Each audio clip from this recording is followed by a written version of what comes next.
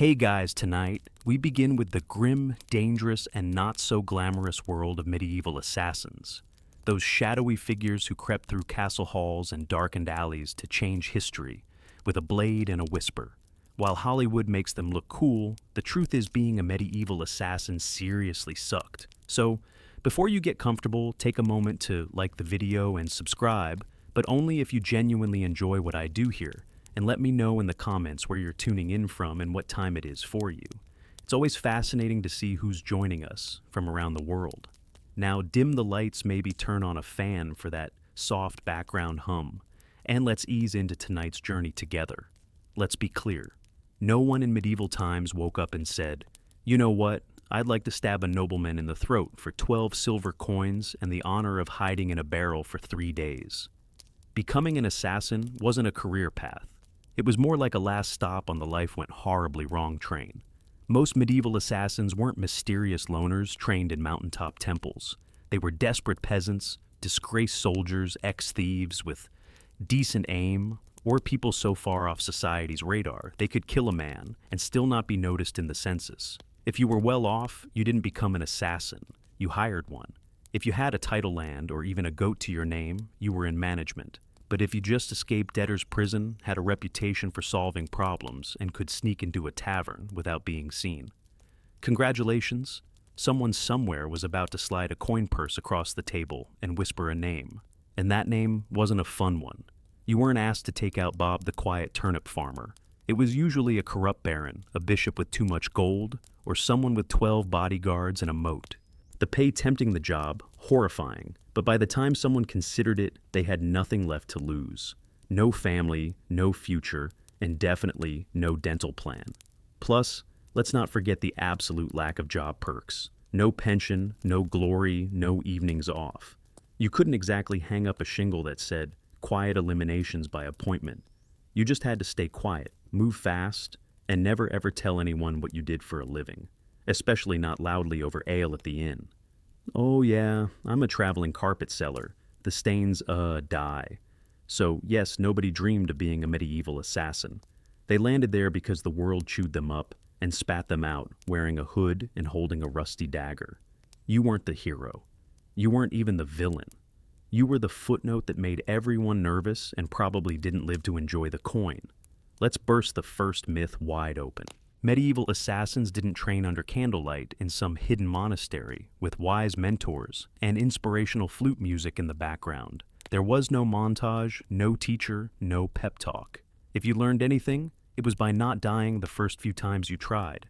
Most assassins weren't trained professionals. They were desperate amateurs with a decent sense of direction and the ability to climb quietly without sneezing. If you had military experience, great. That meant you knew how to hold a knife properly. If not well, stabbing someone is fairly intuitive, but escaping afterward with both kidneys still intact, that takes skill or luck. Usually just luck. There were no manuals, no guild orientation meetings, no safety briefings. You didn't get taught how to spot a body double or where nobles keep their bedroom exits. You figured it out while hanging from a windowsill, wondering if you just crept into the servants' quarters again. Poison. That was trial and error with heavy emphasis on error. Sometimes it worked. Sometimes your target just got mildly dizzy and more suspicious of his soup. Sometimes you drank the wrong cup. There was no medieval poison control hotline. Just hope herbal guesswork and a strong stomach. Sure, if you were lucky, and I mean lottery lucky, you might have picked up some skills from thieves or mercenaries. Maybe an older assassin showed you how to walk without squeaking on cobblestones. But mentoring wasn't standard. It was rare and short-lived because assassins don't retire. They disappear. Weapons training, forget it. You weren't carrying a broadsword. You had a dagger you stole off a guard. Maybe a garrote if you were feeling fancy, and whatever else fit under your cloak without jingling. So, no, you weren't some shadowy martial arts master. You were a guy with calloused hands, quiet footsteps, and a deeply unhealthy relationship with alleyways. Success didn't come from training. It came from survival. You learned how to kill by doing it quickly, sloppily, then vanishing before anyone could sketch your face and tack it to a church door. In short, your education was brutal, practical, and offered zero graduation ceremonies. Just bruises, bloodstains, and the creeping realization that you were very much on your own. Let's talk about why you became an assassin in the first place. Coin. Cold, heavy, jangly, deliciously spendable coin. The promise of it is what got you into this.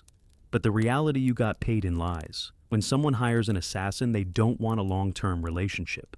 They want a one-time service, no paperwork, and ideally, no witnesses including you. They offer you a pouch of silver now half, when the job is done. That's if they're feeling generous. But here's the thing. When the job is done is code for, after we verify you didn't mess it up, or make us look bad, or leave a trail that leads back to us, or survive long enough to tell anyone about it. So, you do the job, you sneak through shadows, risk your life, maybe kill a baron in his sleep. Not pretty, not poetic. And when you return, yes, about that payment, the client fled terribly sorry. Or worse, they try to kill you. A knife to the gut is cheaper than a bonus. And even when you do get paid, it's never quite enough. Not for the risk, not for the blood, not for the 3 days you spent hiding in a haystack, with fleas and moral regret. You get a handful of coins, a curt nod, and a reminder you were never here. Also, fun fact, some contracts were fake, political traps. You'd be told to assassinate someone dangerous only to find out it was a decoy with guards waiting. Congratulations, you just walked into a sting operation, with your name already carved on the gallows. And even when the deal was real, you couldn't exactly go to court and file a complaint. Your Honor, I'd like to sue Lord Edmund for breach of assassin contract. The only court you'd see was the one where you were the exhibit. So, you learned to take what you could demand payment up front and trust absolutely no one. Not even the greasy little scribe who swore this job would change your life. It did mostly by shortening it. Being an assassin meant living on broken promises and vanishing before they broke you. So you've taken the job, you've been lied to about the pay, you're probably going to die. Now, let's talk gear. Forget the fantasy novels and sneaky video games. There were no retractable wrist blades, smoke bombs, enchanted daggers, or crossbows that folded neatly into your boot. Your toolkit consisted of whatever you could steal, sharpen or hide beneath a tattered cloak without clanking. If you were lucky, and I mean found a gold coin in a dead man's shoe, lucky you had a good dagger. Not ornate, not curved like a dragon's tooth. Just sharp, hopefully rust-free, and ideally one that didn't smell like the last guy you stabbed with it. Poison. It existed, sure, but it wasn't as glamorous as a slow drip into a wine goblet. Most medieval poisons were unpredictable, made from plants, minerals, or toad guts. Some worked instantly, some took hours, some made your victim vomit for 2 days, and then recover angrier, and now very suspicious of stew. Ropes occasionally useful. You could strangle climb or tie something up with one, but you'd better know how to use it fast, because nothing kills the mood, like trying to wrestle someone while muttering, "Wait, which knot goes under again?" Bows. Effective, yes, if you had one, knew how to shoot it, and weren't trying to smuggle it through a palace disguised as a flower arranger. Most assassinations were up close and personal. No time for elegant marksmanship, just quick, quiet, and hopefully not messy enough to slip in. And you didn't get backups. If your blade bent, broke, or fell down a well, time to improvise. Slate roof tile, maybe. Rusty nail worth a shot. Shoe buckle with intent desperate times. You carried your tools hidden in hem's boots, or inside hollowed-out bread if needed. And you kept them close, not for safety, but because in this line of work, your weapon was your best friend, your boss, and your only retirement plan. There were no upgrades, no tinkering with gear between missions. You didn't polish your kit. You prayed it didn't betray you mid-strike because, in the end, it wasn't the weapon that did the killing. It was you alone, poorly equipped, and expected to perform miracles with a spoon and a prayer. Assassins weren't hired to take out random drunks in back alleys. No one paid you to stab Jeff the sleepy candlemaker. Your targets were important. Nobles, bishops, military officers, sometimes even royalty. And those people, they were very hard to kill. First there were the guards, not 1 or 2 dozens, armed, armored, and well-fed. Some guarded the front, some the back. Some just stood there looking intimidating, daring you to blink wrong. You'd spend days memorizing patrol patterns, door creaks, and exactly how many stairs it took before the night watch with asthma needed a breather. Second, there were walls. Castles didn't have front porches. They had gatehouses, murder holes, and moats full of things that bite. If you didn't fall into the water, you still had to worry about arrow slits and boiling oil. Yes, boiling oil. Your job description included may get flamed for peeking. Third, there were the servants and staff, the cooks, scribes, and stable boys. One wrong look from you, and they'd be whispering to the guard captain faster than you could say, "I'm just the herbalist." Assassins weren't just fighting swords, they were fighting gossip. And medieval gossip travels at light speed if it means someone gets to keep their head. And finally, your actual target paranoid. Rightfully so. These people were surrounded by backstabbers' relatives with claims to their titles and 36 people pretending to like them. They didn't eat without a tester. They didn't sleep without 3 locks on the door. Some even slept in decoy beds or rotated rooms like a deadly version of musical chairs.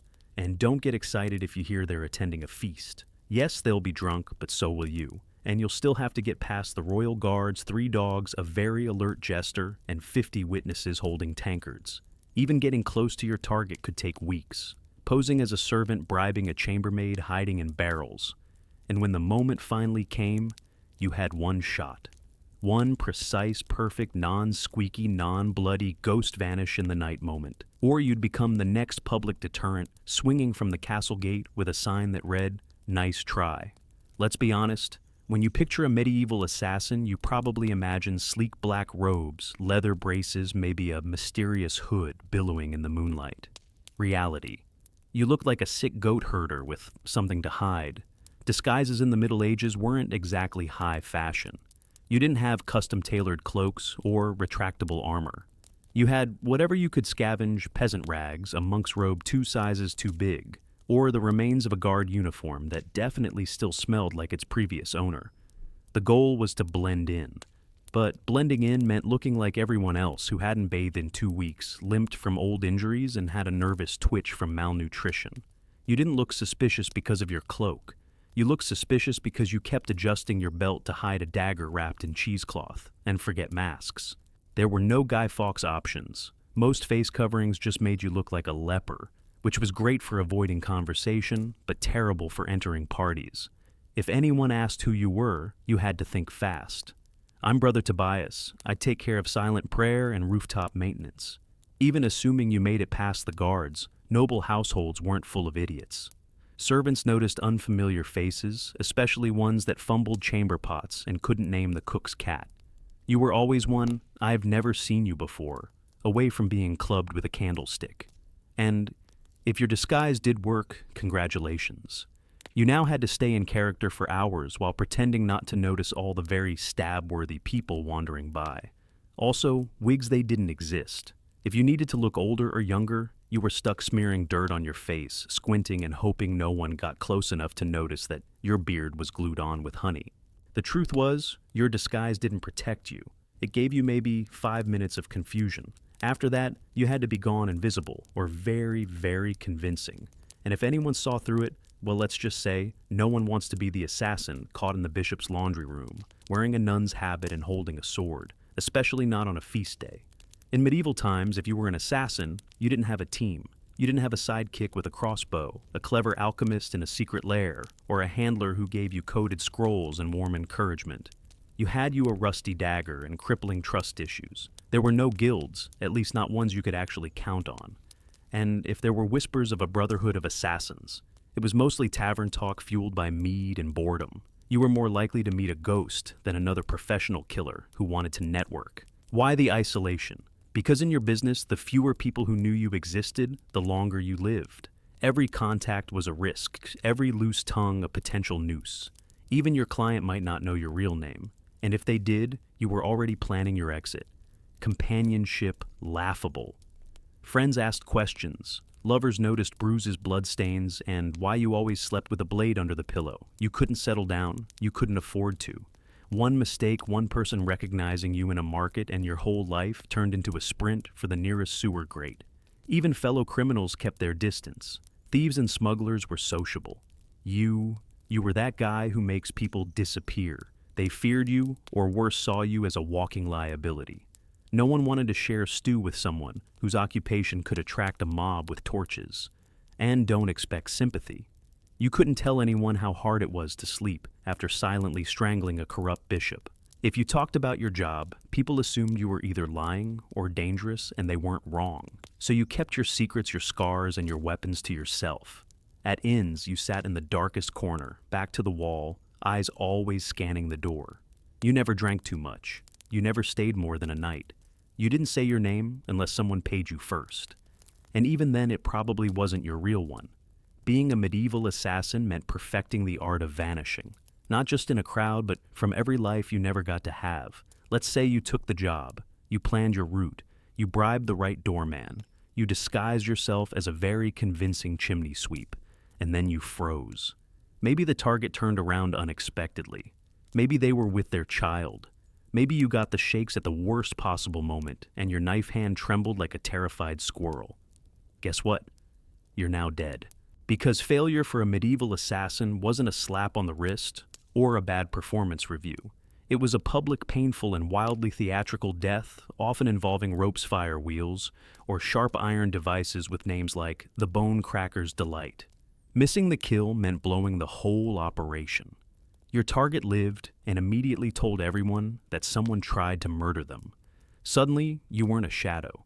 You were a wanted man with a detailed description and probably a crude sketch tacked to every tavern wall within 30 miles. And those guards you once snuck past, now they're motivated. Sometimes it wasn't even your target you had to worry about. It was your client. If you failed, you were no longer an asset. You were a liability. Someone who could be tortured, interrogated, or worse, talk. The very people who paid you would be the first to put out a second contract on you. And there were no second chances. No, sorry the blade slipped, I'll try again tomorrow. Yes, you had one shot, one moment in time. And if you blew it, the best you could hope for was to die quickly before anyone found out who hired you. Failure also meant shame, the silent, humiliating kind. You didn't just fail to kill, you failed to be invisible, to be perfect. And for assassins, perfection was survival. Anything less might as well paint a target on your back and start practicing your final word speech. It didn't matter how many jobs you'd done before. No one cared that you succeeded 12 times. Because in this profession, you're only as good as your last kill. And if your last kill didn't happen, you'd better start running. So, you did it. The plan worked. The dagger struck true. No screams, no guards, just a clean drop to the floor, and a very important person who now wasn't. Congratulations. Now run for your life. Because being a successful assassin in medieval times didn't mean sipping wine on a rooftop while the city burns behind you. It meant fleeing through back alleys with someone's blood on your boots and a dog already sniffing your trail. There was no victory lap, no post-job drink with colleagues, no casual debrief with your client. You didn't even get a moment to admire your work. The moment your blade struck your new job became escaping everyone who now wants to murder you in increasingly creative ways. Guards coming doors, locked horses tied up on the other side of town. You probably bleeding. You had to plan your exit before the kill. Routes, disguises, fallback safe houses. Maybe a boatman who owed you a favor, or at least didn't ask questions because the city would go on lockdown within minutes. No one wanted a scandal, and lockdown meant closed gates, armed checkpoints, and a dozen angry men with swords who all just received your rough sketch and the phrase, maybe armed and extremely stabby. And let's talk about the client. Assuming they actually planned to pay you, they weren't going to meet you at a cozy tavern with a smile and a thank you card. They'd probably vanish too, because an assassin who just completed a job is the most dangerous person alive. You knew too much. You'd proven you could get into places others couldn't. So even when you succeeded, you walked away with coin in one hand and a giant target on your back. And what did you win?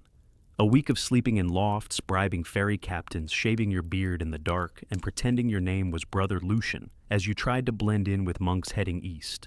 Because success didn't mean survival. It meant starting the whole game over in a new city, under a new name, with even more people looking for you this time. So, yes, you made the kill. Now run like hell. If being a medieval assassin wasn't already miserable enough, poor hunted and sleeping in places that smelled like goat, you also had to deal with the wonderfully creative paranoia of the people around you.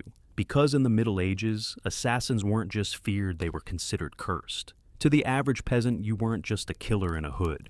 You were dropout were some unholy creature who whispered to demons and smeared frog guts on your blade under a full moon.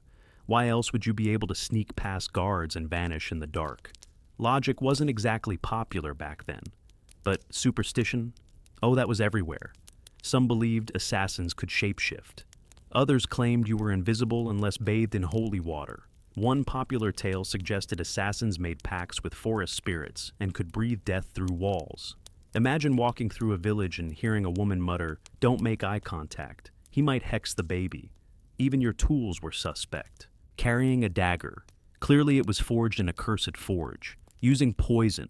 That wasn't chemistry. That was witchcraft. And you probably stirred it with a severed toe under a blood moon. You'd think this fear might help you. After all, people avoided you, right? But the reality was worse. Superstitious mobs don't hesitate. They don't ask questions.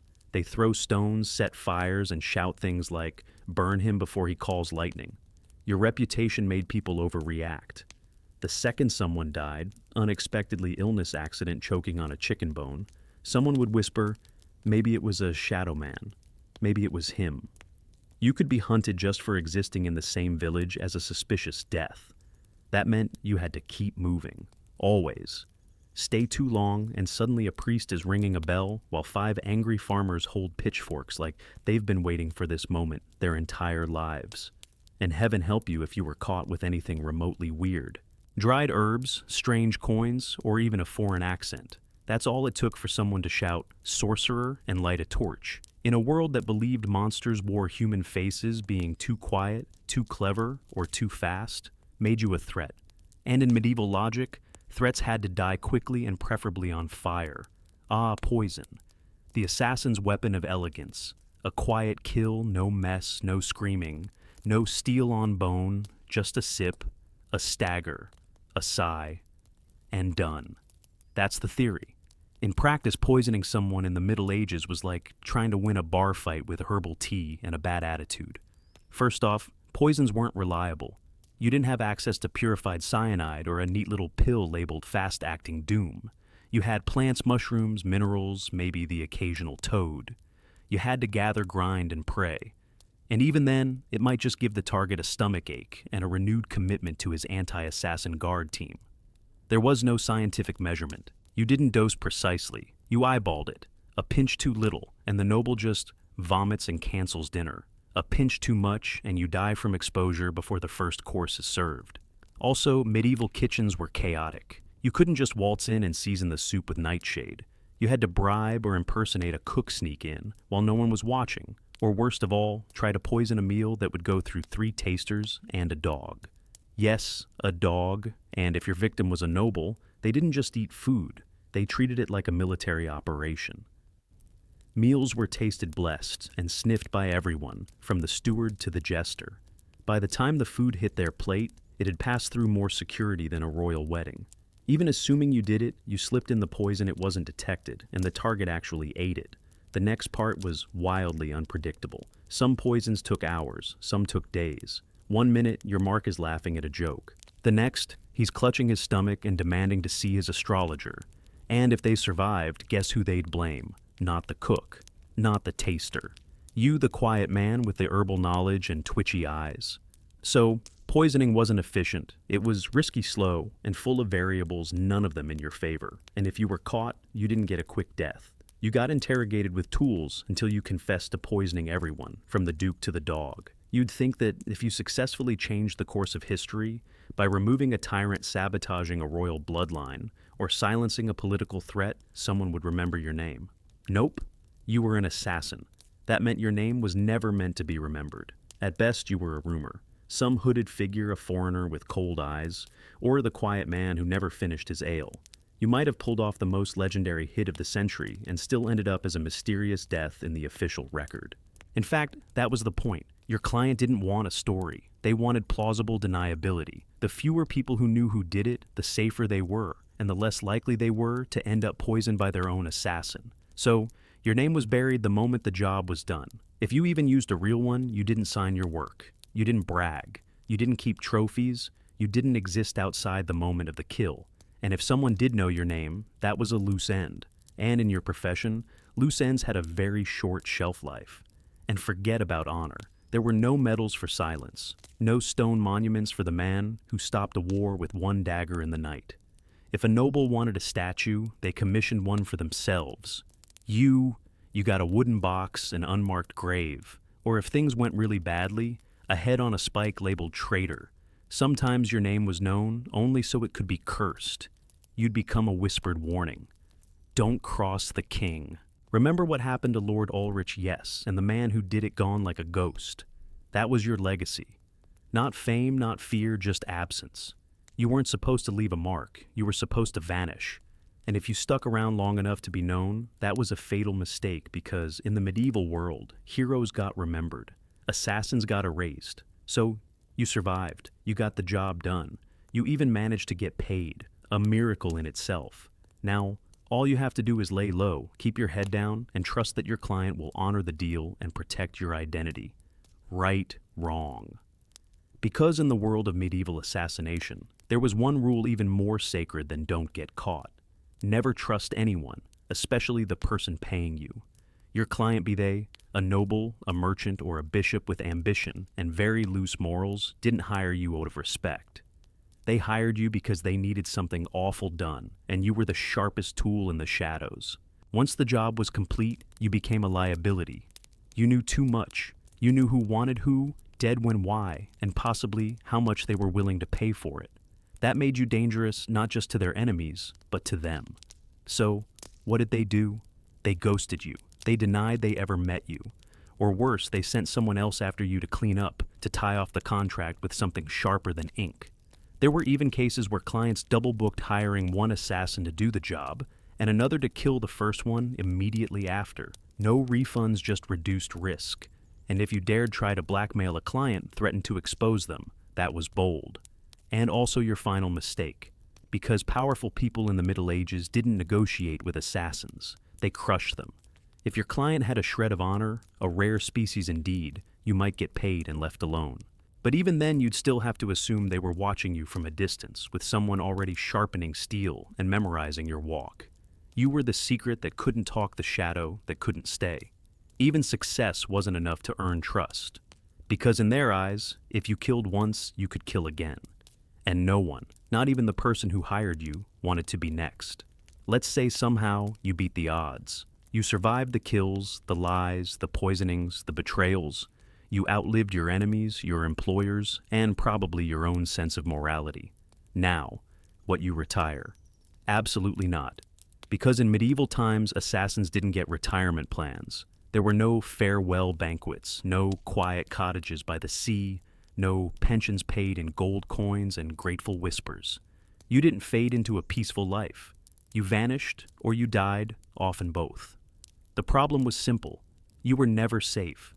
Even if you walked away from the job, your past didn't. You had too many secrets in your head, too many names in your memory, and too much blood on your hands. People didn't want you retired. They wanted you forgotten, which usually meant buried. And even if no one came after you, and that's a big if, you had to live with the constant fear that someone might. That a new assassin, young and eager to prove himself, had just received a contract for a shadowy figure who used to be someone dangerous. So, you changed your name again. You moved to a village where no one asked questions. You faked a limp sold. Herbs pretended you once worked as a guard. But even then you didn't sleep well. You avoided crowds. You always sat facing the door. You kept your dagger under the floorboard, next to the pouch of coins you never touched, because it still smelled like the man you earned it from. And you couldn't trust yourself either. Years of silent killings and quick escapes did something to your brain. Every knock on the door made you flinch. Every stranger on the road might recognize you. You stopped dreaming because dreaming was dangerous. You couldn't love. You couldn't relax. You couldn't laugh too loud. You lived like a ghost pretending to be a man.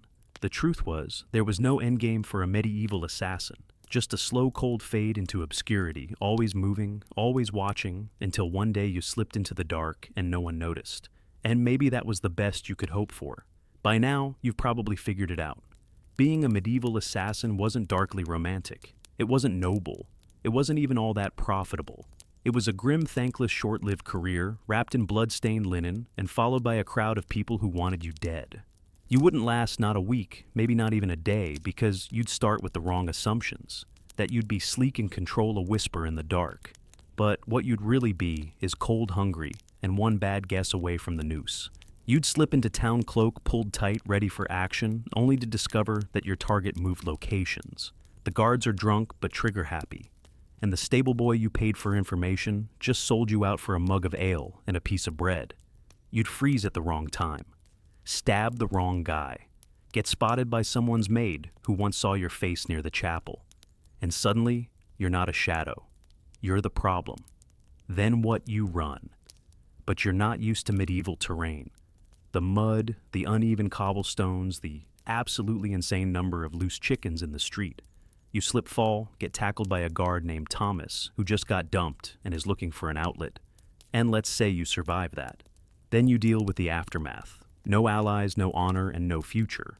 Just whispers, suspicion, and the growing realization that even if you succeed, the best you can hope for is to die old and alone, hiding behind a false name in a village that still believes in fairies. So, no, you wouldn't last, and frankly, you shouldn't try, because the assassin's life wasn't cool. It was a cruel machine that chewed people up and spat out nothing but shadows. It offered power without peace and purpose, without a place in the world. You didn't make history, you erased yourself from it, and the only thing waiting for you at the end was silence.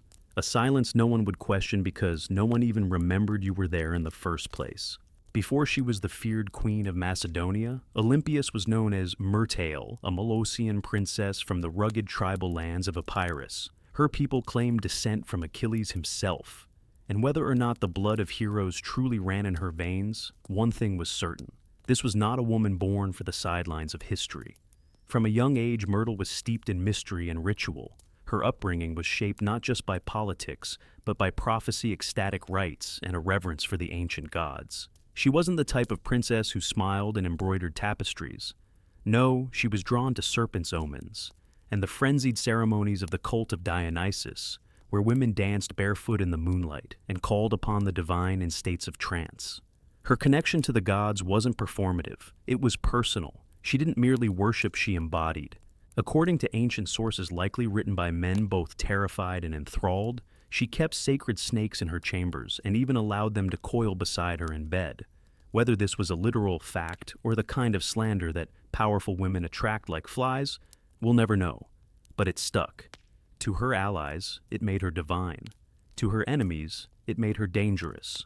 Her real power began not in a battlefield or throne room, but in the uneasy flicker of torchlight among the whispers of priestesses and the curling bodies of serpents. She wasn't just a princess. She was a living oracle, a woman touched by something older than politics and colder than steel.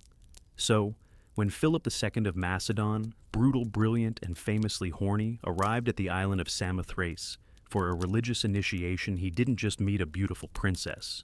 He met a mystery he couldn't resist. Their marriage wasn't just a political alliance. It was a collision of prophecy and power. And from the very beginning, it was full of omens. Some said lightning struck the sky on their wedding night. Others claimed Olympias dreamed of a thunderbolt entering her womb.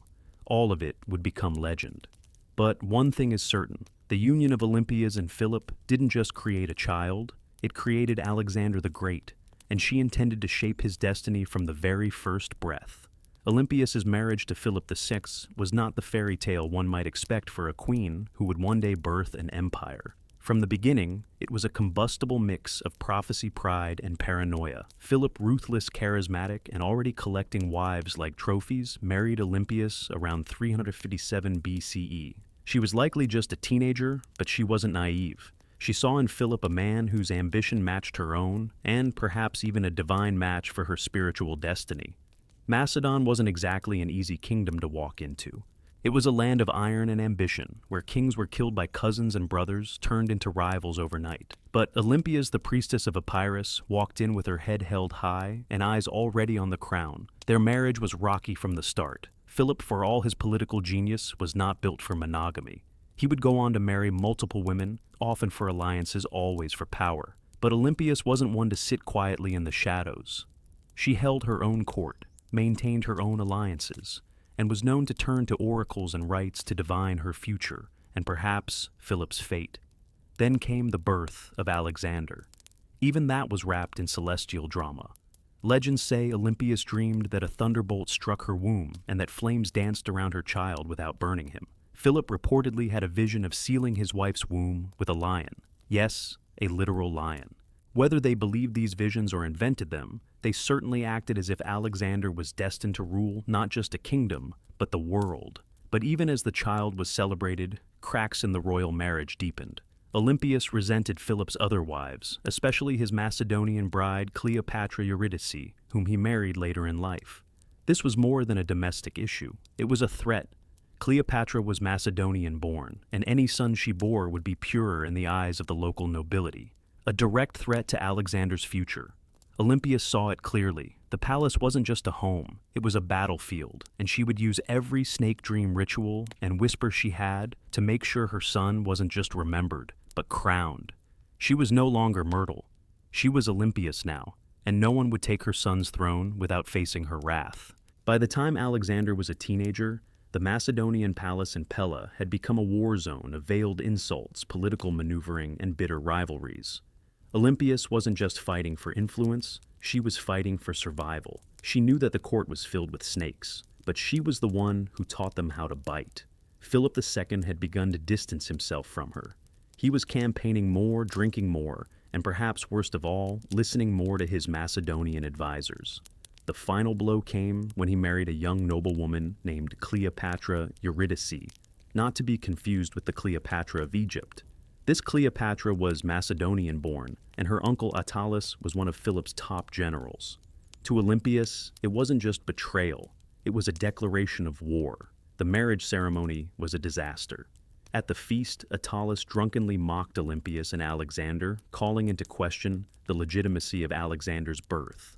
Was he really Philip's son, or was he the child of a god, as Olympias liked to claim? It was meant as an insult, but Olympias seized the myth. Let them whisper. Let them believe her son was touched by Zeus. It made him untouchable. Alexander stormed out of the feast. Olympias left Macedon entirely retreating to Epirus. But her exile was not defeat. It was strategy. In her homeland, she was still royalty. She could gather support, whisper in ears, and watch as Philip's palace began to rot from within. She didn't need to be physically present to be dangerous.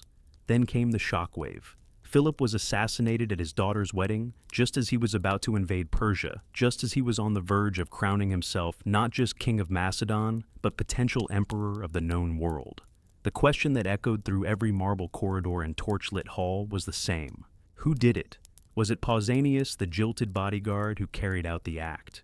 Was it the result of court intrigue? Was it Alexander himself, or whisper it softly? Was it Olympias? No one could prove it. No one dared, but many believed it. After all, within days, Cleopatra Eurydice and her newborn child were dead. Murdered, some say, by Olympias herself. The serpent had returned to the palace, and now nothing stood between her son and the throne. With Philip dead and Macedon in mourning or confusion, Olympias made her move. While others scrambled to understand the chaos, she acted swiftly, brutally, decisively. First, Cleopatra Eurydice. The young Macedonian queen and rival wife was eliminated. According to chilling accounts, Olympias didn't just have her killed, she made her death symbolic, public, humiliating. Some say Cleopatra was forced to hang herself after watching her infant daughter be murdered. Others claim Olympias had the child thrown onto a funeral pyre. What's agreed upon is this: no mercy was shown. Olympias understood what many mothers in ancient courts refused to accept. In a royal palace, mercy is a liability. A rival child, no matter how small, is a future war. And Olympias was done playing defense. With Cleopatra and her bloodline erased, she could turn her attention to securing Alexander's throne. Her teenage son, bold, brilliant, already trained by Aristotle, was declared king without serious opposition. But don't be fooled. It wasn't just his charisma or his father's legacy that made it possible. It was Olympias. She knew which generals to threaten, which nobles to flatter, and which enemies to quietly remove. She wasn't just protecting her son's rise. She was engineering it. Alexander himself didn't always approve. He reportedly disapproved of the violence against Cleopatra's family. But he also didn't stop it because deep down, he knew what Olympias had always known. Power demands blood. And in Macedon, bloodlines were both a blessing and a curse. With her son, now King Olympias, began to recede slightly from public life. But this was no retirement. She simply shifted from open strikes to whispered influence.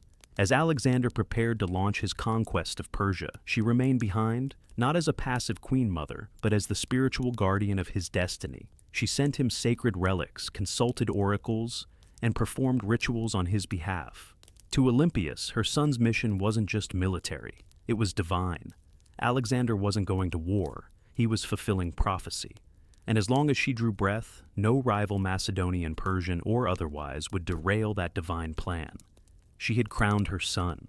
She had cleansed the palace. Now she would guard his empire from behind the curtain, with teeth bared. As Alexander marched east to conquer the known world, Olympias remained behind in Macedon. A queen without a throne, but not without power. Her official title was Queen Mother, but make no mistake, she ruled in all but name. Though regency was technically handed to Antipater, one of Alexander's trusted generals, Olympias refused to be sidelined. She wrote letters to her son, constantly advising, warning, sometimes chastising him. These weren't the sweet letters of a doting mother. They were political briefings laced with oracles and venom. And Alexander, thousands of miles away, read every word. She reminded him who his true enemies were. She questioned the loyalty of his companions. She criticized his fascination with Persian customs, his choice of wives, and his flirtation with calling himself a god. No one else dared say these things to him. But Olympias was never afraid to speak as a mother or a priestess of divine will. Back in Macedon, Antipater grew increasingly resentful. Olympias undermined him at every turn. She used her status, her religious authority, and her family ties to stir opposition against him. She had influence in Epirus and Thessaly and among the aristocracy. She could spread rumors like wildfire, and with Olympias a whisper could be deadlier than a sword. Meanwhile, her letters to Alexander became more urgent. She warned him of Antipater's ambition, painting him as a second Philip ready to betray and usurp. Whether she truly believed it or simply feared losing her grip, she kept pressing her son to act. Alexander, however, hesitated. He needed Antipater to keep order in Greece while he fought in Asia, and so the rift between mother and general widened. Olympias watched, she waited. But beneath her religious robes and maternal concern, she was growing impatient. She hadn't endured years of palace warfare to be ruled over by an old soldier. As Alexander's empire stretched from the Aegean to India, Olympias saw cracks forming. He was taking on too much, trusting too many foreign advisors, and drifting away from the mother and the gods that made him.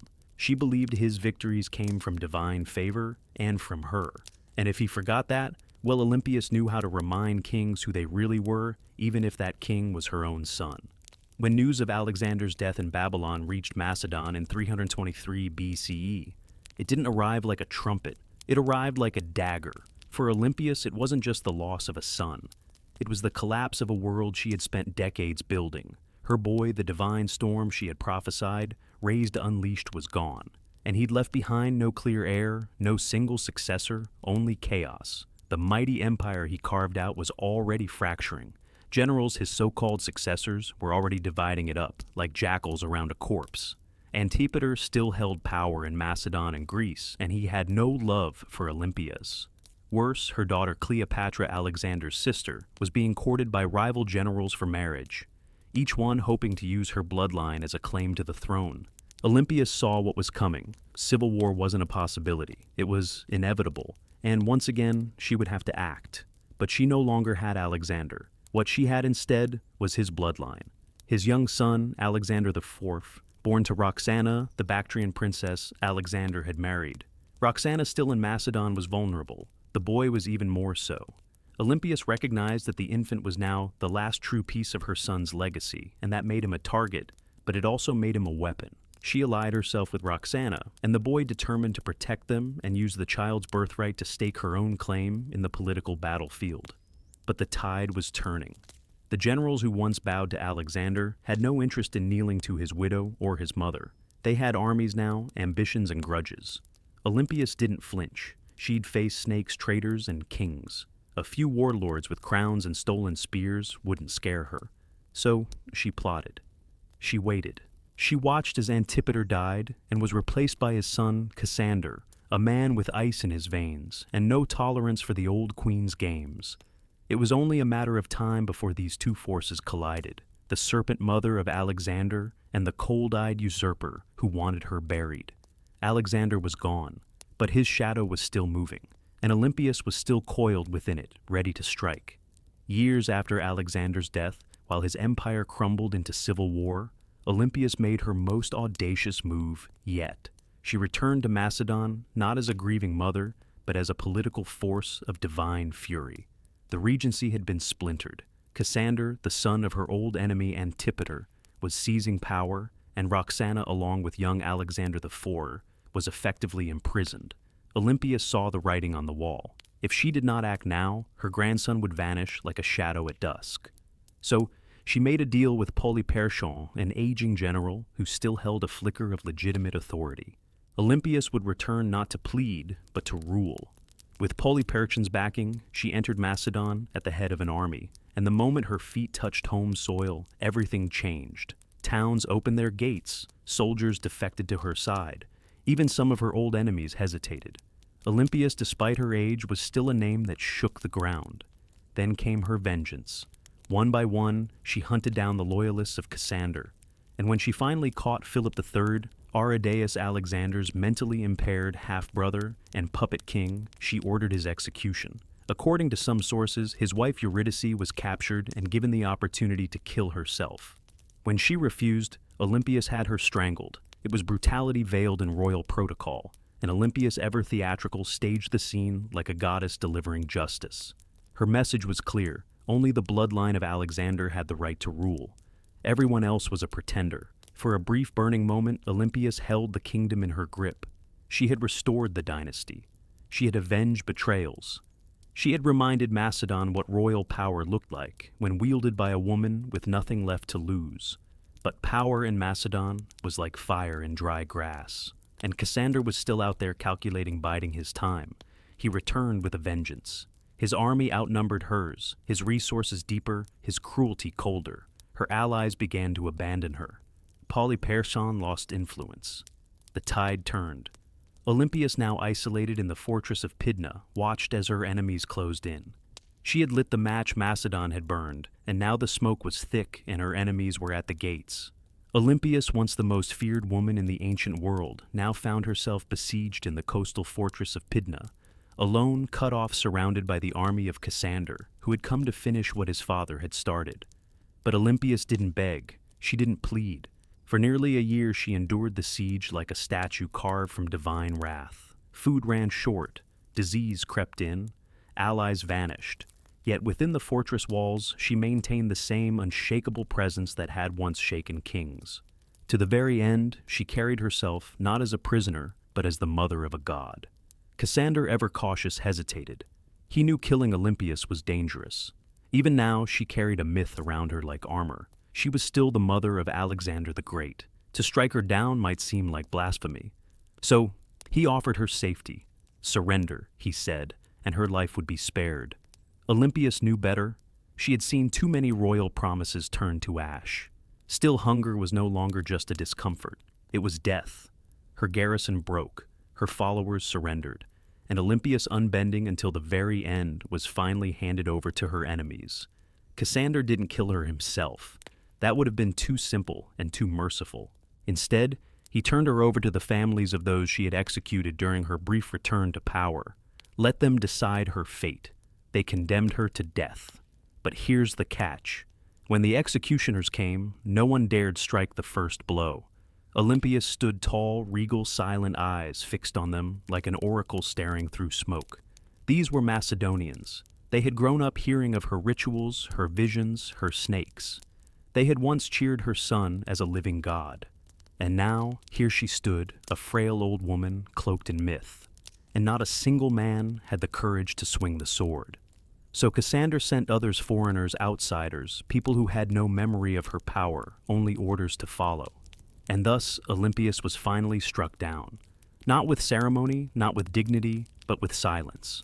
Her death marked the end of Alexander's bloodline and any meaningful power, and with it, the final ember of an empire founded on divine ambition was snuffed out. But even in death, Olympias left behind a shadow, and history would never forget the Serpent Queen. Olympias died not on a throne, but in the dust, unarmed, abandoned, and executed by the very people she once ruled. But history is strange. It does not always favor the ones who die in silk sheets. Sometimes it remembers those who went down hissing, and Olympias was never meant for quiet history. In life, she had wielded motherhood like a sword and prophecy like a shield. She wasn't just the mother of Alexander the Great. She was one of the architects of his rise. Without her, there is no myth of the divine child, no rituals whispering of thunderbolts and lions, no ruthless purging of rivals that cleared the path for a teenage king to rule the known world. Olympias didn't just give birth to an empire, she defended it with claws. Yet even among the ancient world's most ruthless dynasts, Olympias stands apart. She didn't command armies in the field like Cleopatra or ride into battle like Boudica. Her battlefield was subtler and colder. It was a world of poison goblets, political marriages, priestesses, and oracles. She understood the power of fear, and even more importantly, she understood the power of belief. She made people believe her son was divine, and she may have believed it herself. Her enemies branded her a murderer, a witch, a manipulator, and they weren't wrong. Olympias was all those things and more. She was the product of a brutal world that respected cunning far more than kindness. And she learned early that mercy was a luxury queens couldn't afford. In the centuries that followed, she was both vilified and mythologized. Some called her a villain, others a visionary. But no historian, ancient or modern, could call her irrelevant. She haunted the legacy of Alexander like a phantom always in the background, always just behind the curtain. And maybe that's exactly where she belonged. Not as a tragic mother or a footnote in a king's story, but as a story unto herself. The woman who wrapped herself in prophecy slept beside snakes and outlived gods. Olympias's bones turned to dust long ago.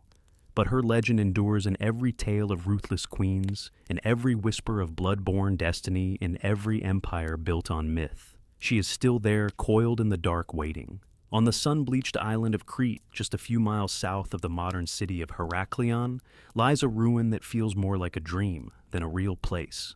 Stone corridors snake in all directions. Rooms twist and double back. Staircases lead nowhere. It's easy to lose your sense of direction even today. This place is Knossos, the heart of Minoan civilization, and the supposed inspiration for one of the most enduring myths in human history, the Labyrinth of the Minotaur. But before there was a legend, there was a palace unlike any other. Built around 1900 BCE and expanded over centuries, Knossos wasn't just a royal residence, it was an entire city under one roof. Covering nearly 150,000 square feet, it featured over 1,000 rooms, lightwells, storage magazines, shrines, workshops, and what may have been the first flushing toilets in history. It had running water, multi-story apartments, and an intricate system of air circulation. This wasn't a primitive fortress. It was an architectural masterpiece. To modern archaeologists, Knossos looks like organized chaos. To ancient visitors, it probably felt like magic. The man who brought Knossos into modern awareness was British archaeologist Arthur Evans. In the early 1900s, Evans excavated the site and quickly became convinced that this was the origin of the Greek labyrinth myth. The layout was disorienting, the architecture deeply symbolic, and everywhere he turned, he found motifs of bulls painted on walls carved into stone, or sculpted into tiny golden charms. The bull, after all, was sacred to the Minoans. Evans even went so far as to name the civilization after the mythic king Minos. Whether Minos was real or not, his legend became inseparable from the ruins. But here's the twist. No one's found a literal labyrinth. No underground maze, no prison chambers, no half-man monster. What we have instead is something far more mysterious. A city designed in loop swings and layers, deliberately difficult to navigate. And the deeper you go, the more the lines between history and mythology blur. So, the question remains, was the Minotaur born from these walls, or was the palace itself? The monster Knossos may not give up its answers easily, but it's very good at making us ask the right questions. The myth is as famous as the ruin a monstrous half-man, half-bull trapped in a labyrinth so complex that no one who entered ever found their way out. Only Theseus the Athenian hero managed to kill the beast and escape thanks to a ball of thread and the cunning of Princess Ariadne. But where did this story come from, and why a labyrinth? The earliest versions of the myth speak of King Minos, the powerful ruler of Crete, who demanded tribute from Athens in the form of 7 boys and 7 girls each year. These unfortunate souls were fed to the Minotaur, a creature born from divine punishment and shame. The Minotaur, locked in an underground maze, symbolized the dark underbelly of power, something savage hidden behind grandeur. To ancient Greeks, Crete had long been a land of wealth, mystery, and fear. Its seafaring people, the Minoans, were seen as both elegant and alien. Their rituals involved bull-leaping, their artwork depicted strange gods, and their palaces were unlike anything on the mainland. To a visiting Greek from 1000 BCE, Knossos might have felt like another world. The bull itself was sacred in Minoan culture. Frescoes show young men and women vaulting over charging bulls in ritual displays. Horns of consecration, stylized bull horns, appear on rooftops and altars. Combine this with a palace that feels like a maze, and the ingredients for a legend begin to stir. But what if the Minotaur wasn't just a monster? What if it was a metaphor? Some scholars believe the tale reflects a memory of Cretan dominance over the Aegean, a time when Athens truly did pay tribute to a stronger, stranger power. The labyrinth could symbolize the political entrapment of weaker states, and the Minotaur the raw, terrifying force behind Minoan rule. Others argue it's more psychological. The labyrinth as the unconscious mind, the Minotaur as our hidden urges, and Theseus the hero walking bravely into the darkness, guided only by the thread of memory. Still, the myth remains tangled with Knossos. The palace is the closest thing we've ever found to a real labyrinth. No monster, no Ariadne. But perhaps something deeper. Not just a myth echoing through history, but a history that was asking to become myth. Long before Athens raised its marble temples or Sparta sharpened its spears, there was the Minoan civilization, one of the earliest advanced societies in Europe. They ruled not through conquest, but through trade art and what seems like an almost supernatural command of architecture. At the heart of their power stood Knossos, a palace that wasn't just a seat of royalty. It was a hub of culture, ritual, and economy. The Minoans flourished from around 2600 to 1400 BCE. Based on Crete, they developed a sprawling trade network that reached Egypt, Mesopotamia, the Levant, and even the distant shores of Spain. Their ships cut through the Mediterranean like silent arrows carrying pottery, saffron, bronze, and luxury goods. They didn't build vast armies, they built relationships, and that more than weapons made them rich. What's most striking about Minoan culture is how different it was from their later Greek successors. Their artwork celebrated nature, animals, and flowing human movement, not war or divine punishment. Frescoes show dancers, dolphins, and athletes vaulting over bulls. Even their goddesses are different. Powerful, bare-breasted figures often holding snakes, symbols of fertility, transformation, or protection. At the center of it all was Knossos, not a fortress on a hill, but a complex in a fertile valley. It had no massive defensive walls, suggesting the Minoans either felt secure on their island or projected enough power to make defense unnecessary. Their confidence was architectural. Multi-story buildings, colonnaded courtyards, and advanced plumbing systems hinted at a society far ahead of its time. And yet, for all their sophistication, the Minoans left behind no deciphered written records. Their primary script, Linear A, remains unreadable to this day. We don't know what they called themselves. We don't know what their kings believed, what prayers they spoke, or what truly happened behind the walls of Knossos. All we have are their ruins, their art, and their influence absorbed later by the Mycenaeans and echoed in Greek myths. The Minoans were not just builders of palaces, they were architects of mystery. And Knossos wasn't merely a building, it was the beating heart of a civilization that shimmered for a moment like sunlight on the Aegean and then vanished. But some say their echo still wanders the maze. To walk through Knossos is to walk through time, layered, confusing, beautiful time. It's not just the scale that overwhelms you, it's the design. Rooms lead to rooms, corridors split and vanish, light wells cut through the heart of the building. Stairs spiral into shadows, or emerge suddenly into sunlit courtyards. Nothing moves in a straight line. It's not hard to see why ancient visitors might have whispered labyrinth. Knossos wasn't just a palace, it was a living organism. Spanning an estimated 150,000 square feet, the complex contained over 1,000 chambers, some tiny, some grand. These weren't randomly placed rooms, they were purpose-built workshops, storage spaces, shrines, apartments, and throne rooms, all arranged around a large central courtyard that may have hosted public ceremonies or bull-leaping rituals. The palace was built on multiple levels up to 4 or 5 stories tall, in places using natural slopes and artificial terraces. To navigate it without getting lost, you'd need memory instinct, or a thread like Theseus. And yet, This apparent chaos hides a remarkable intelligence. The Minoans mastered passive ventilation, cooling rooms through air shafts and open stairwells. They funneled rainwater through clay pipes and had toilets that flushed long before Rome made it fashionable. One of the most iconic areas is the so-called throne room, named for the alabaster chair built into the wall, flanked by benches. Around it are frescoes of griffins, mythical guardians. Was this the seat of a priest-king, a goddess's chamber, a sacred court? No one knows for certain. And the walls, they speak in color. Vibrant frescoes show dolphins swimming above bathtubs, women in elegant flounced skirts with bare chests, youths leaping bulls mid-air. The art wasn't just decoration, it was identity. Fluid, natural, deeply connected to earth and sea. Still, the deeper you go, the more Knossos begins to disorient. Some parts seem intentionally complex, like they were designed to confuse. Maybe that's the root of the labyrinth legend. Not a prison for monsters, but a palace that felt alive. A building that invited awe ritual and just a touch of fear. No locked doors, no mythical beasts. Just a place built to make you question where you were and what was waiting around the next corner. Knossos wasn't just an administrative center or royal residence. It was a place of worship, an architectural expression of the Minoan soul steeped in ritual myth and divine mystery. Unlike later Greek temples, there are no towering columns to Zeus or marble shrines to Athena.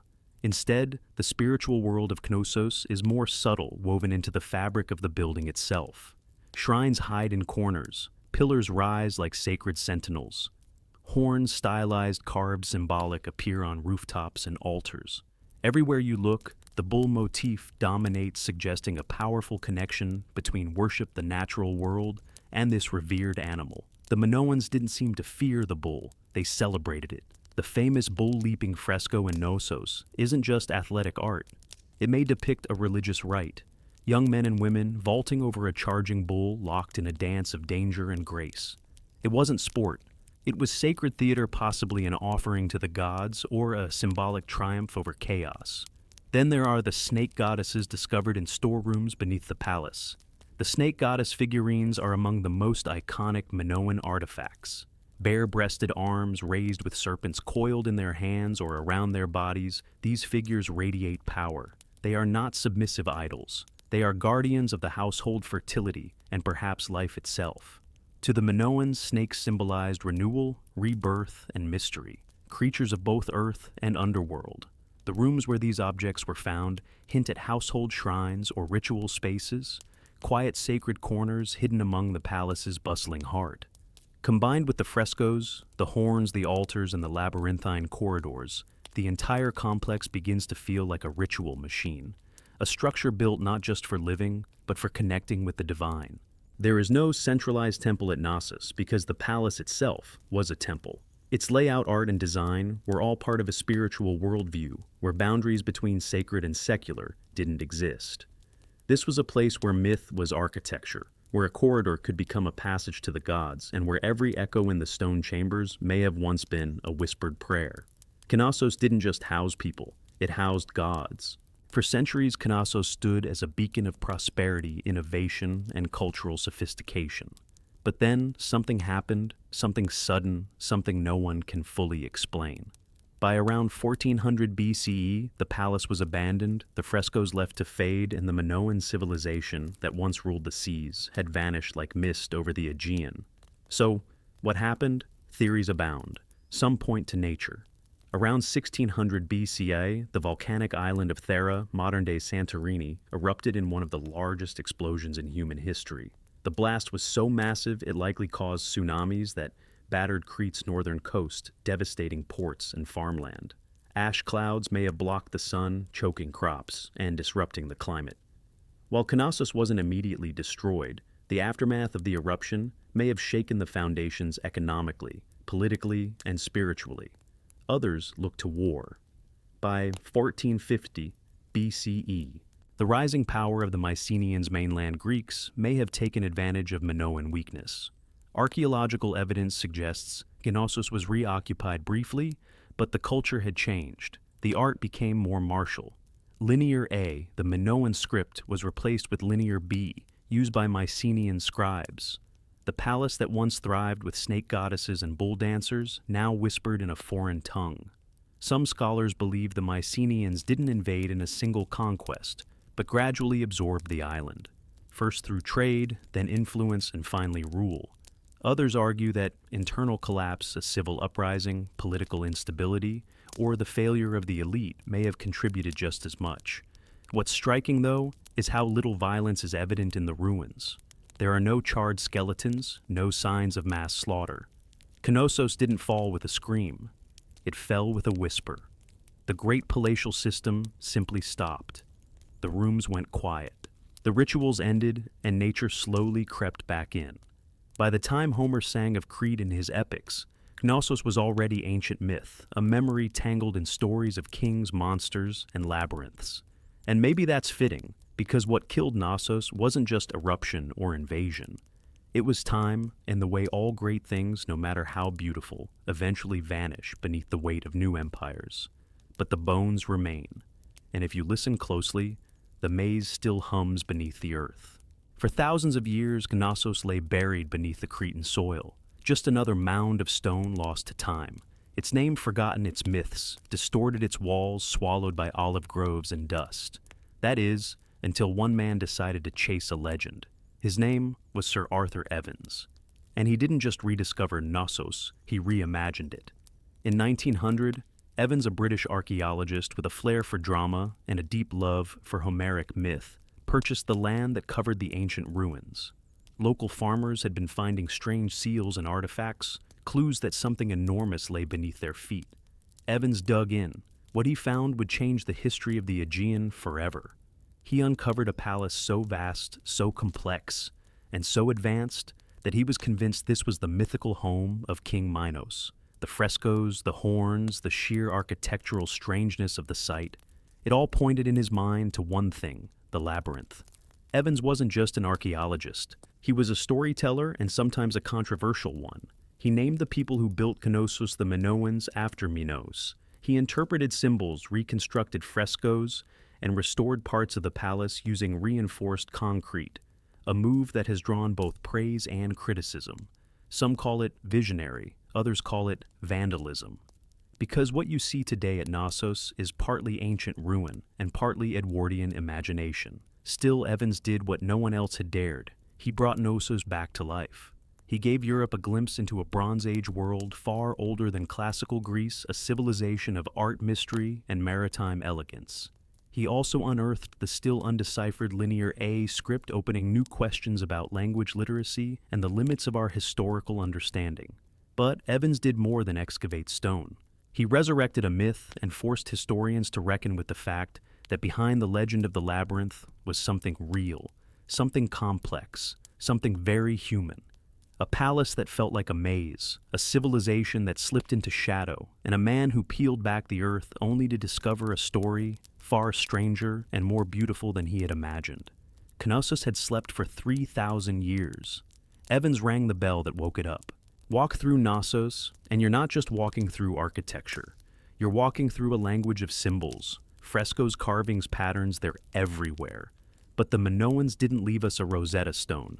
Their primary script, Linear A, remains undeciphered. So instead of reading their thoughts, we must see them painted across plaster, carved into walls, and hidden in patterns. What exactly were they trying to say? The art of Knossos is unlike anything in the ancient world. There's no obsession with warfare, no rows of kings or battle-hardened heroes. Instead, we find nature leaping dolphins, blooming lilies, birds in flight, and sacred bulls. The humans are alive, elegant, and often dancing or performing rituals. Even in scenes that suggest danger, there's rhythm and beauty. The Minoans weren't chronicling conquests. They were celebrating life cycles and possibly cosmic order. The most iconic symbol, though, is the double axe, or labris, found throughout Knossos in shrines on frescoes, even etched into stones. The double axe is believed to be a religious symbol, possibly tied to female divinity or celestial cycles. Some suggest the very word labyrinth might derive from labrys, making the labyrinth not a maze at all, but a house of the double axe, a sacred space, not a trap. Then there are the horns of consecration. Stylized bull horns placed atop walls and altars. These may have been religious markers separating sacred space from the mundane. Combined with frequent depictions of bulls and bull-leaping rituals, it's clear the animal had deep spiritual significance. Whether it represented nature, fertility, chaos, or a divine presence, no one agrees. But the bull is everywhere. Even the layout of Knossos may have symbolic meaning. Some archaeologists believe it was built not just for function, but to mirror celestial or seasonal patterns. Its winding corridors and nested rooms could represent a journey through life, through death, through the underworld, a spiritual maze, not a physical prison. But without a deciphered script, every theory walks a thin line between insight and imagination. The Minoans spoke in symbols, not stories. And so, we're left to interpret. What is Knossos saying? We hear the rhythms, we see the images, but the meaning that remains just out of reach, like a thread unraveling into myth. Knossos is a ruin, yes, but it doesn't feel dead. Walk its corridors today, and you'll sense something humming just beneath the surface. Not ghosts, not gods, but echoes of myths, of lives, of questions that refuse to go away. Thousands of years after its fall, Knossos still holds us in its maze. Tourists wander its halls, archaeologists dig for answers, and writers spin new tales inspired by its shadow. The Minotaur may be myth, but the feeling of the labyrinth is real. We don't know who ruled Knossos. We don't know the names of its kings, queens, or priests. We don't know the prayers they whispered or the laws they lived by. But we know they loved beauty.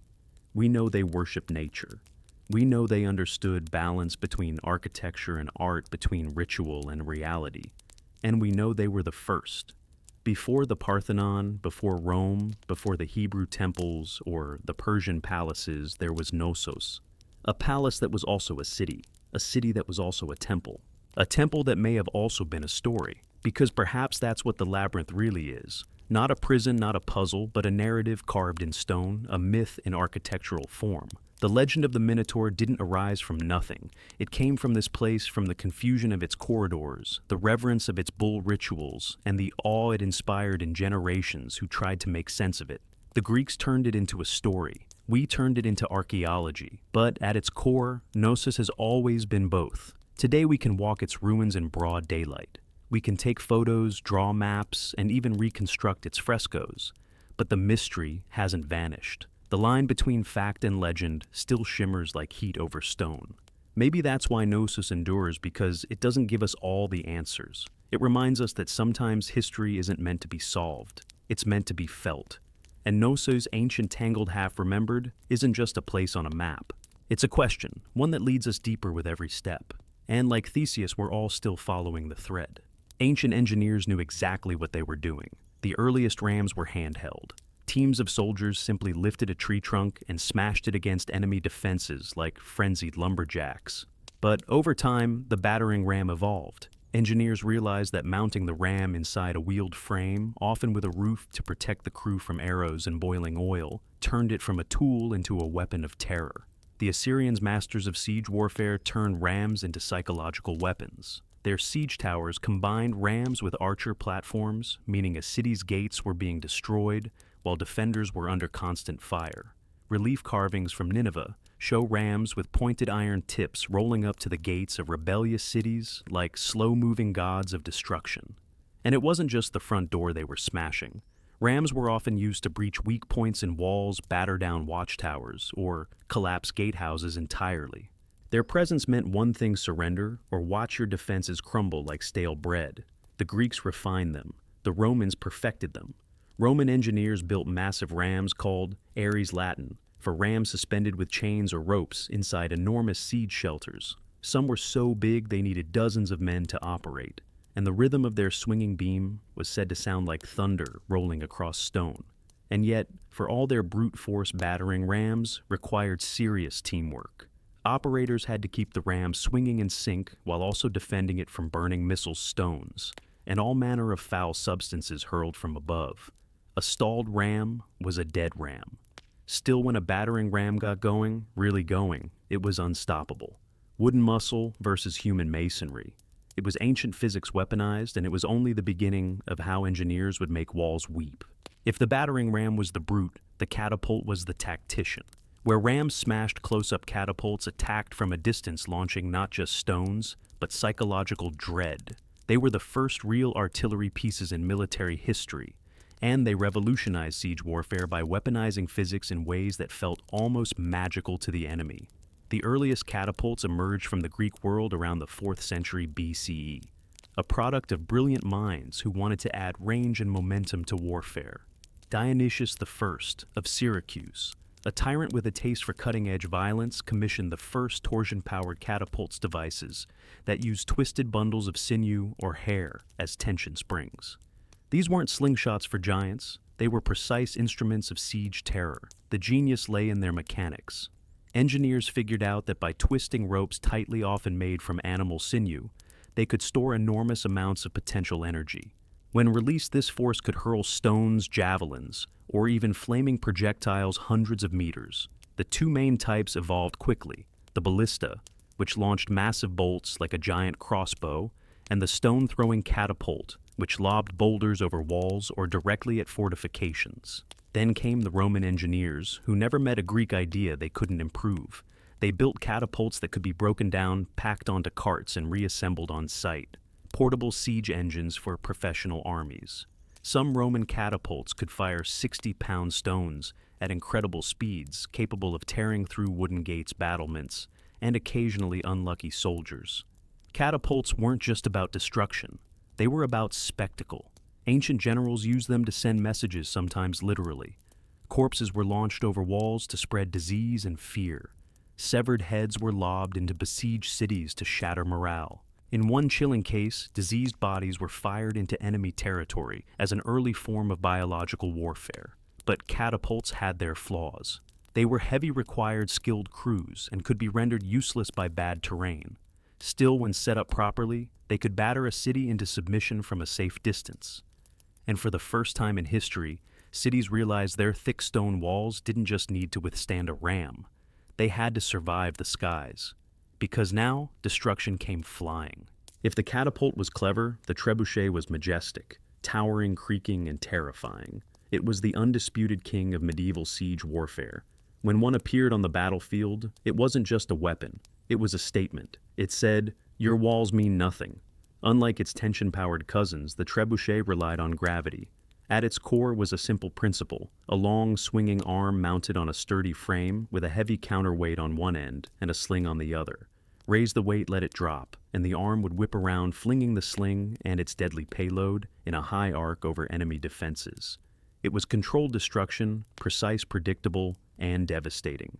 The origin of the trebuchet can be traced back to early traction models used by the Chinese as early as the 4th century BCE, where manpower replaced counterweights.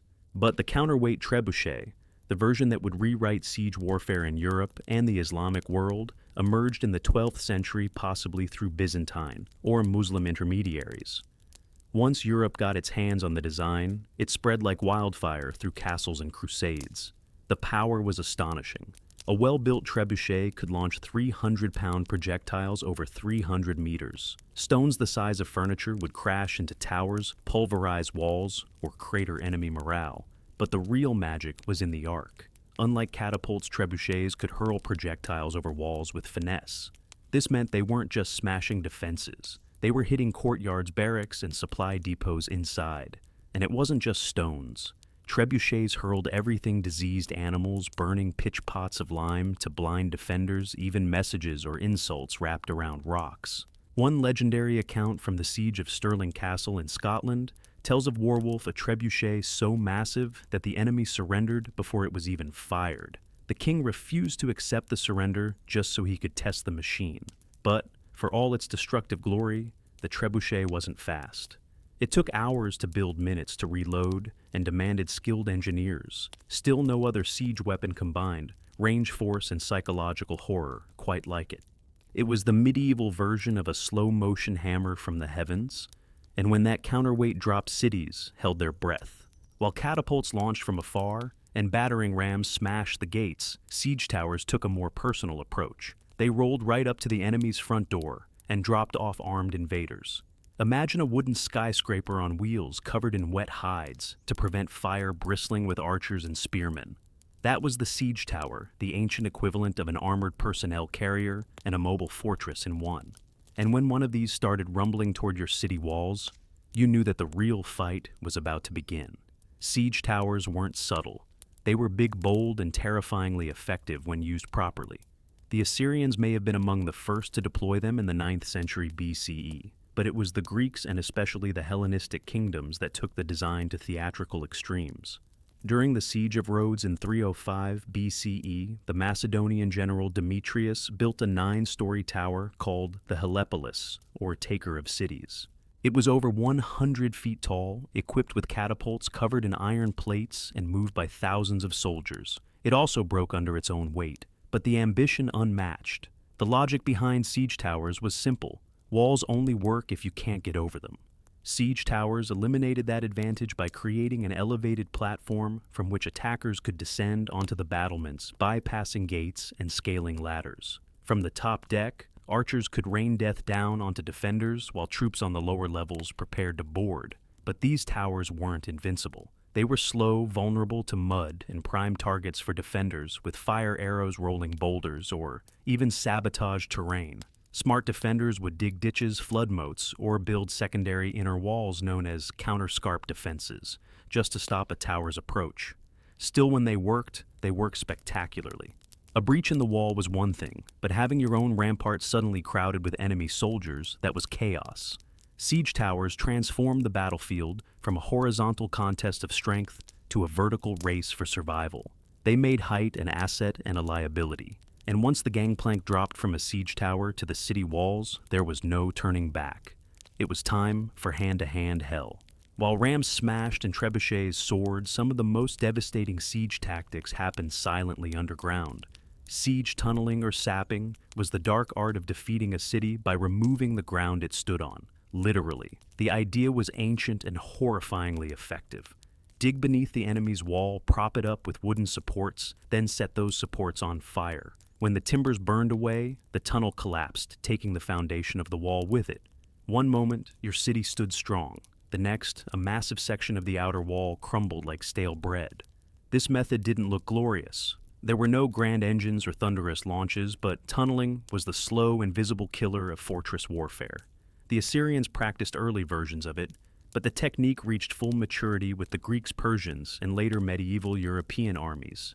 During the siege of Plataea in 429 BCA, the Spartans attempted tunneling beneath the walls only for the defenders to dig counter-tunnels and intercept them mid-dig, turning the soil into a knife-fight nightmare. This defensive tactic became known as countermining, and it added an eerie element to siege warfare. Imagine soldiers digging in pitch black hundreds of feet beneath the earth, listening for the sound of enemy picks. The moment they heard tapping, they'd race to intercept, often resulting in violent claustrophobic skirmishes fought by torchlight, with knives and shovels. There was no glory in it, just terror, suffocation, and dirt. But when undermining worked, the results were catastrophic. One of the most infamous examples came in 1212 during the siege of Rochester Castle in England. King John's forces tunneled beneath the southern wall, packed the mine with pig fat, and set it ablaze. The supports collapsed, bringing down the entire tower above. The defenders were stunned, and soon after surrendered. By the 13th century, siege engineers became specialists in identifying weak foundations, measuring the soil's behavior, and planning collapses with terrifying precision. They were geologists and demolitionists rolled into one. And though tunneling required time, labor, and a bit of madness, it proved one truth about siege warfare. If you couldn't go over the wall and you couldn't go through it, you could always take it down from below. Not all the drama of siege warfare came from the attackers. For every ram built or tower rolled forward, defenders had their own deadly tricks. And sometimes, those tricks were hot. Let's start with the most terrifying of them all, Greek fire. Developed by the Byzantines around the 7th century. CE Greek fire was a mysterious napalm-like substance that could stick to ships' walls and flesh and kept burning even on water. Sprayed from siphons or hurled in clay pots, it created scenes of pure chaos. To this day, no one knows exactly how it was made. The formula was so secret that it died with the empire, but its effects legendary. Entire fleets were reduced to flaming skeletons within minutes. And that was just the start. In more low-tech defenses, boiling liquids were the go-to weapons of choice. Boiling water, oil, or sand would be poured from murder holes, those quaint openings in the ceilings of gateways or towers directly onto invaders below. Oil was especially feared. Unlike water, it clung to skin soaking into clothes and armor before being set alight. Imagine climbing a siege ladder, only to be greeted with fire you could never put out. Hot sand, though less dramatic, was vicious in its own right. It would slip into the gaps of armor, especially around the neck or wrists, causing second and third-degree burns as it cooked the flesh beneath. It didn't look impressive from a distance, but it turned bold warriors into screaming wrecks in seconds. Defenders also relied on the good old laws of physics. Gravity became a weapon. Giant stones logs or even dead animals were dropped from parapets onto siege engines or dense formations of troops. The goal wasn't just to kill, it was to break the machines and morale at once. And then there were traps, hidden pits, collapsing bridges, spiked barricades. Castles became puzzles of pain designed to slow, confuse, and punish. All of this served one purpose: delay. Every minute a wall held was a minute closer to enemy supply lines running thin, to disease spreading in camps, or to reinforcements arriving. Siege warfare was a game of attrition, and while the attackers had physics on their side, the defenders had creativity and a whole lot of boiling rage. In siege warfare, raw destruction was only half the goal. The other half was psychological domination, breaking the will of the defenders before the walls even came down. Siege weapons weren't just tools of war. They were massive, creaking, flaming symbols of doom. Every groaning wheel of a siege tower, every arcing boulder flung by a trebuchet, was designed to plant one seed in the minds of those behind the walls. You are not safe. Ancient commanders knew this. The Assyrians paraded their siege engines, openly dragging them across deserts with grand fanfare.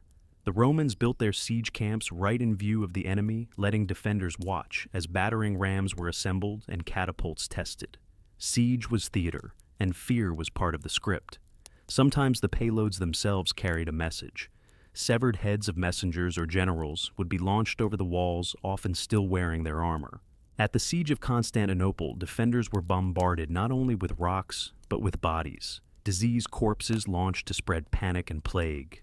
During the Mongol siege of Kaffa in 1346, it's believed that hurling plague-infected corpses over the walls helped trigger outbreaks of the Black Death in Europe. The trebuchet wasn't just a weapon, it was an announcement. When one of these giants was rolled into place, everyone inside the fortress could hear it before they saw it. The creaking of winches, the grinding of ropes, the heavy thunk of the counterweight, like the heartbeat of an incoming storm. But the most dangerous part, the unknown. You never knew what was coming next. Would it be a rock, a barrel of fire, a rain of arrows, or just silence, ominous, heavy silence as engineers adjusted their aim? Even the sounds became psychological weapons. The rhythmic thump of a battering ram or the sudden silence before a shot would drive defenders mad with anticipation. For commanders, the goal was to create despair, to convince the enemy that resistance was pointless, that their gods had abandoned them, that their walls were nothing but temporary obstacles in the path of fate. And when that mental dam finally cracked, the gates often opened without a fight, because in siege warfare sometimes the mind collapsed before the masonry. As gunpowder thundered onto the battlefield in the late medieval era, the age of traditional siege engines came to a slow, splintering end. But their legacy didn't vanish. It evolved. The invention of cannons changed everything. A single well-placed shot from a cannon could do in seconds what a trebuchet took hours to achieve. Stone walls once considered impenetrable became liabilities. By the 15th century, the great castles of Europe were crumbling, not from undermining or fire, but from iron balls crashing through their parapets. Siege warfare had entered its next phase, explosive, brutal, and deafening. And yet, the principles laid down by ancient siege engineers never disappeared. Modern artillery still owes a debt to the catapult and trebuchet. Every ballistic missile and long-range howitzer is just a high-tech descendant of the same question. How do you break what's meant to be unbreakable from a distance, physics, trajectory, tension, and force all discovered, tested, and perfected centuries before gunpowder ever entered the story?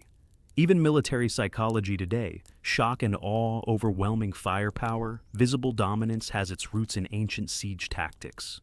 Those towering siege engines rolling forward with flags snapping in the wind were the original shock and awe.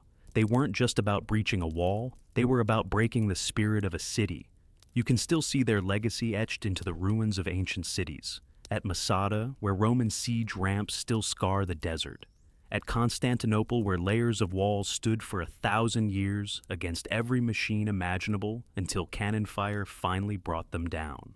At castles across Europe, where round towers and angled bastions tell the story of a world constantly redesigning itself to survive the next siege.